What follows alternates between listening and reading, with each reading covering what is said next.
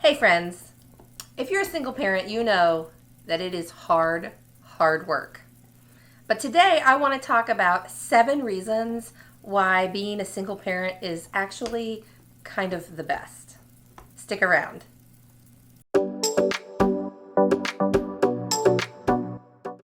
Hey friends, Jen here, single mom, artist, and entrepreneur. And my channel is all about showing other single parents that it is absolutely possible to build the life that you want, even when doing it by yourself. Now, it's no secret that being a single mom is a tough job. Like, I'm not going to lie to you, there are some days that it's hard to get out of bed, right? But there are also ways in which being a single parent is literally the most awesome. So let's talk about those for a minute, because I think our mindset makes a big difference in how we show up in the world, how we parent our kids, and just how we live our overall day-to-day lives. Putting things in perspective can go a long way for helping that mindset and helping us along our path. So without further ado, the 7 ways in which being a single parent are totally awesome. Number 1, the buck stops here. Now, that can be a bad thing because it means that I am responsible for everything that goes wrong. But I'm okay with that. I am perfectly okay with taking accountability for my decisions. What I am not okay with is taking accountability or blame for decisions other people made and they aren't happy with the outcome. But when it's just me, I'm the one making the decisions. I'm the one with the final say on everything. So the only person there is to blame or there is to be accountable for bad decisions is myself. And I'm okay with that because it means that I get to decide. And that's okay.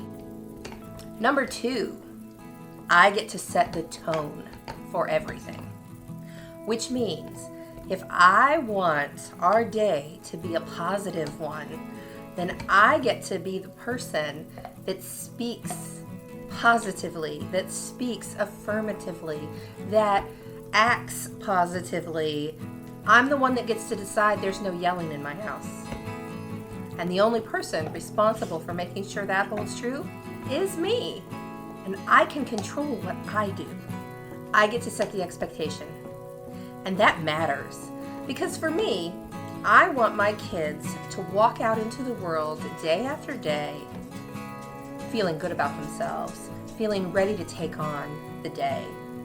And I'm the one who's in charge of setting that tone.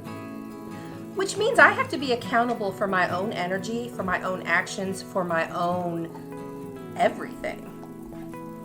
That's not a bad thing either. Number 3, teamwork.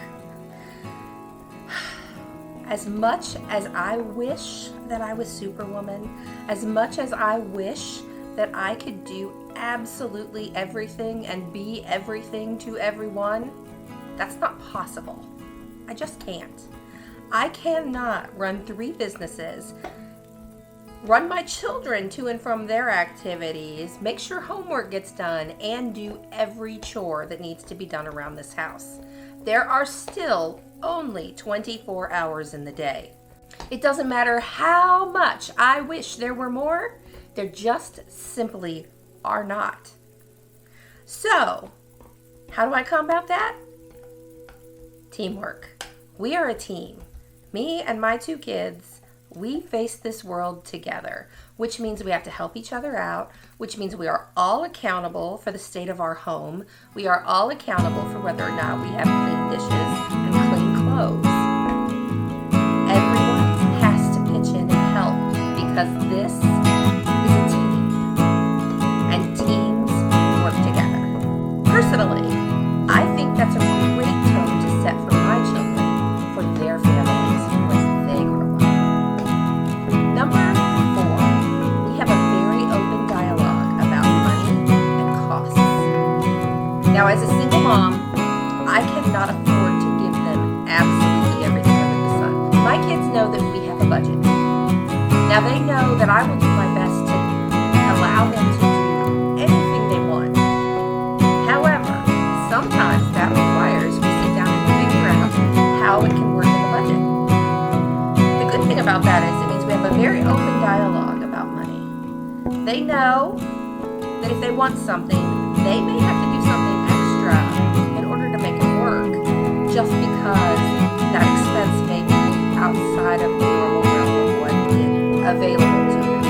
And that's okay. That is teaching them to be part of the solution. And I think that's a very valuable thing for them to learn. So the answer to, Mom, I want to take this trip with my class isn't no. It isn't. We can't afford that. The answer is, let's see how we can afford that. Because they're good kids and they deserve to have experiences and they deserve to get to do things. So I'll find a way. They just may have to be part of that solution. Number 5, we put a greater value on our time together. My ex-husband does have visitation. My children are gone to visit their father for the recommended state guidelines of time.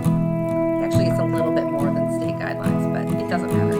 The point is, they're not home all the time. They're not home 24/7. Sometimes they're at their dad's. It means that the weekends that they are home with me, we take full advantage of our time together. It means that when we want to do something special, we have to plan for it. We have to make a plan in order to execute it to make sure that we execute what we do. It means that we understand that time is a limited asset, and we have to use it well. Number 6, my kids are pretty. Now, they don't do everything for themselves, by far. But Mom isn't always available in the exact moment that they want her. That doesn't mean that the answer is no, I can't do that. The answer is usually, I can't do that right now. And that's okay. But because I can't do that right now, they have the drive to figure it out on their own until I can be available. So when Bradley wants to learn some science fact, I don't Google it for him. I don't find the information for him. He goes to his computer and he knows what Wikipedia is. He goes and finds the information for himself. If they're hungry, they go get a snack. If they don't want what I cooked for dinner, they cook something for themselves. Because I'm not a short order cook and they know that. If they had to feed themselves 3 meals a day, they absolutely could.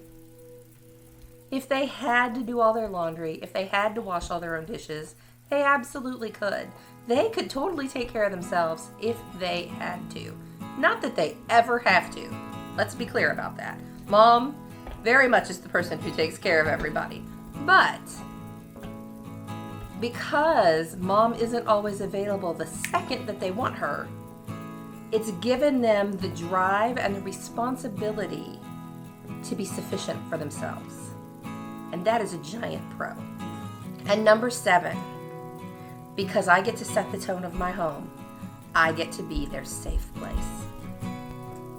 I get to be the person that holds them and lets them cry.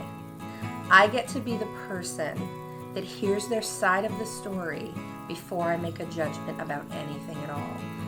I get to be the person who will sit in silence while they process whatever they are upset about. Because with a teenager specifically, if you say to them, why are you so upset about this? The answer they're immediately going to say is, I don't know. That's what teenagers do. That's what all kids do. I don't know. But because I get to be their safe place, that means I get to be the person who is patient, who sits with them, and who gives them the time that they need to figure out the actual answer to the question. I get to be the person who is the soft place to land, who is their cheerleader, and who is their comfort. And that that is worth so much. I hope that this list has given you some hope for how amazing your life as a single parent really can be. I hope that it has given you some hope for how amazing your relationship with your children as a single parent can be. And how so many of the things that we consider as a society to be negatives with single parenting actually can be very big positives if used in the right way. Thank you so much for watching. Please drop a comment below, like, subscribe, and I'll see you next time.